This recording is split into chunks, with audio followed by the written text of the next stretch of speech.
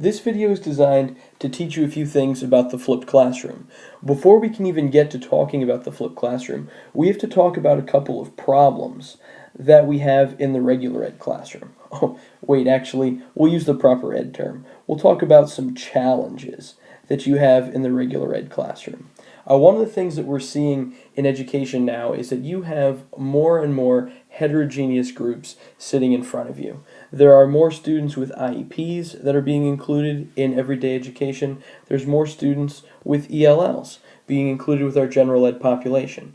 These are all good things, but it's definitely a challenge for teachers. It's a much bigger challenge to teach the students of a wider ability level, especially when you're supposed to be this person standing up in front of the room delivering instruction to everyone at the same time. This is just becoming an unrealistic expectation. It's harder and harder to teach to this wide range of students that are sitting in front of you. And we talk all about differentiated instruction, which is great, but ultimately very hard to implement. What the flipped classroom does is it gives you a simple system for implementing differentiated instruction. Unfortunately, the problem is this guy standing up in front of the classroom. Ultimately, if you're delivering material to the entire class, your only real option is to teach to the middle. If you're teaching to the students at either end of the spectrum, you're just missing out on a huge base of the population. So most teachers kind of avoid this problem by teaching to the middle and then trying to either remediate the students that are a little bit slower or going and giving enrichment activities to the students that are moving faster. The flipped classroom eliminates this problem by eliminating this guy from the front of the room, or girl. Some of the ways the flipped classroom does this, the way it eliminates this problem with instruction, is we're actually flipping the idea of homework and classwork.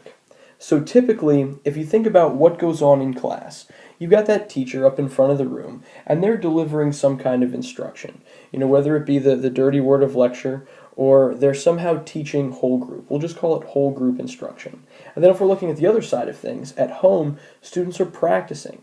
Students are getting most of their practice in outside of class, and they're getting their instruction in class. What the flipped classroom does is it turns that idea on its head. The things that used to happen in class, the stuff we call classwork, just to make it kind of broad, that whole group instruction, that's now taking place at home through the use of videos, kind of like the one that I'm making for you right now. What that does is it turns classwork into time to go over those activities that were usually homework assignments. These are things where students are actually practicing the application of whatever it is they're learning. The funny thing about our educational system is when students need the most support is when they're working on those activities, when they're working on things that are usually assigned for homework. And think about where they're doing this. They're doing it at home, where they don't have that teacher there for the support structure. So we're relying on their parents to help them, which may not be a realistic expectation. Parents might not be around to help. Parents might not know how to help students to the best of their ability with the work that they're trying to do. So ultimately, the flipped classroom addresses this by taking something simple, taking the lecture portion of class or the direct instruction, putting it online where the students can access it at home, and then they come into class to practice where the teacher can actually support them. This can take many different forms, and we'll talk about a few different forms in a minute, but the way that I run this in class is a method that uses a rubric. So at the beginning of every chapter, my students get a rubric of all the different assignments. The ones that are in bold are things that they have to do. So these are assignments that I think have the most value. Those are the core things that must be accomplished that chapter. If you're looking up here at the top with the directions, that puts you a step ahead of most of the kids.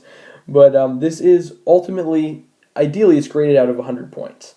If we go through and add all these up, you'll actually see there's 125 points available here.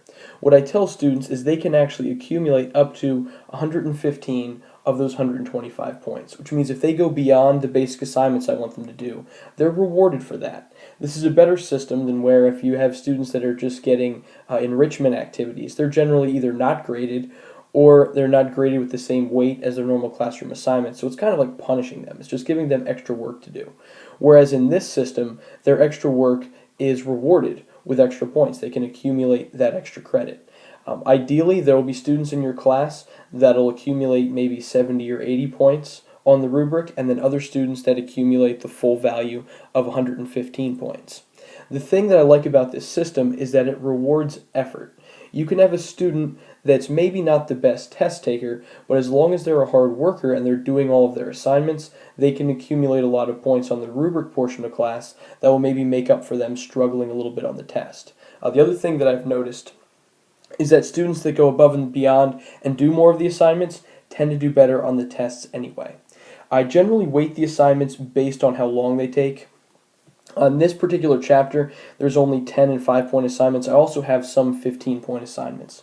In a science class, I do leave the labs off of here, so if you're looking at this list and going, oh my gosh, this guy teaches cells and he doesn't do any labs, those are things that I do in like the whole group setting, and so they're not things that I include on this rubric.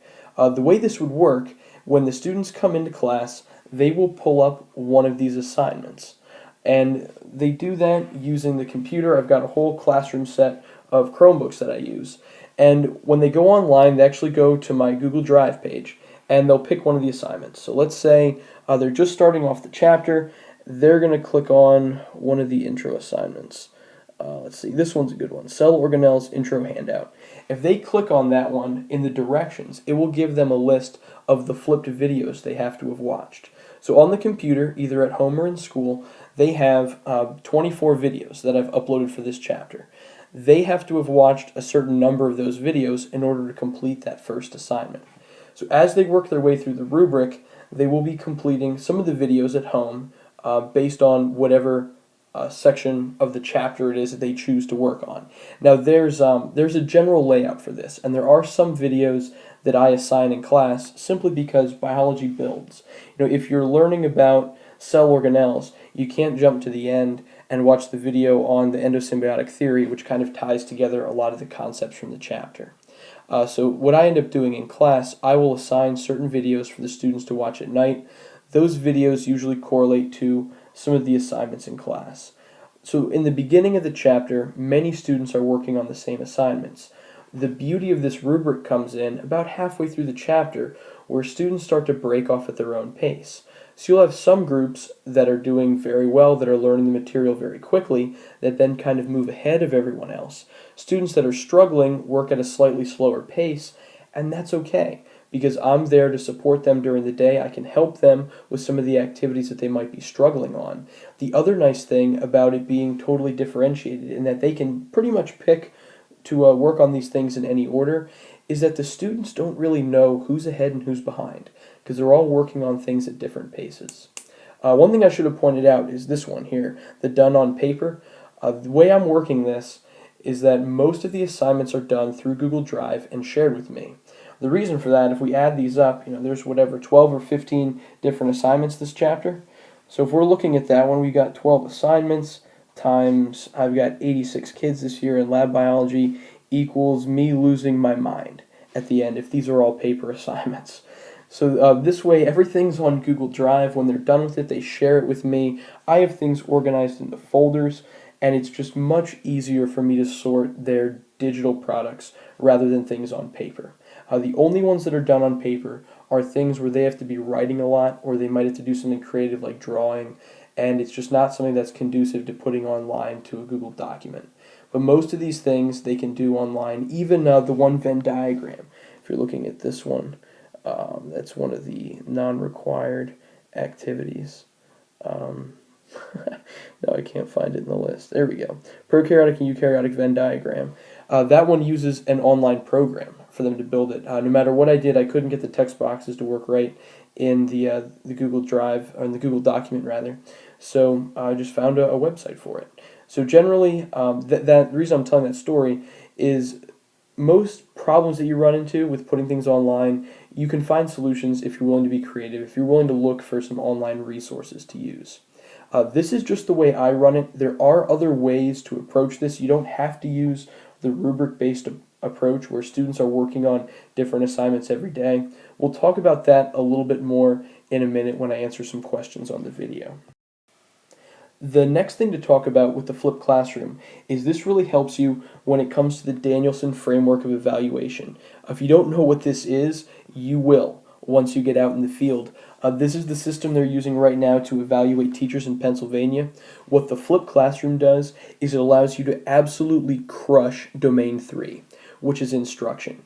If you're looking at this one, there are certain things that your administrator, whoever it is that's observing you, is going to be looking for. One of the big ones is engaging students in learning. That's basically all you do under the flipped classroom model. To give you an idea of what a day looks like in my class, the students come in, there's a warm-up on the board behind me that has to do with the video they watched the night before. So we'll spend a few minutes going over the questions related to that video. I just have like a dialogue with them. There are no notes on the board. It's just the warm-up questions. We discuss the video. I allow them to ask any questions. I, of course, have like warm-up questions behind me that kind of cover the core concepts to make sure that they're really getting those ideas. And then after we're done with that, they begin working on their different flipped classroom activities based on wherever they are in their rubric. So out of a 46-minute period, I realistically spend about 40 minutes interacting with the students either one-on-one or in a small group setting. So you do a fantastic job with that aspect of the rubric. The other one is using question and discussing techniques.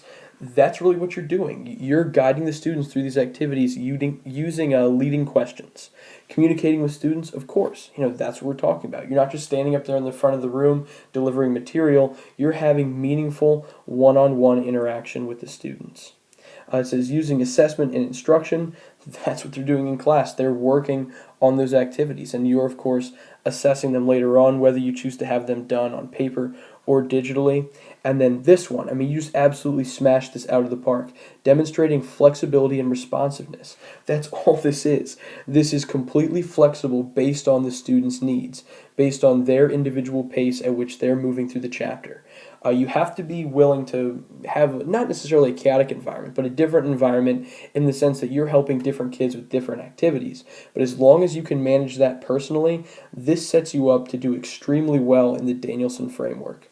Other things that it helps you with, just looking through this one a little bit, is the whole idea of managing classroom procedures. It does give you some very basic procedures to follow. It allows you to establish respect and rapport because you're having more meaningful individual interaction with the students.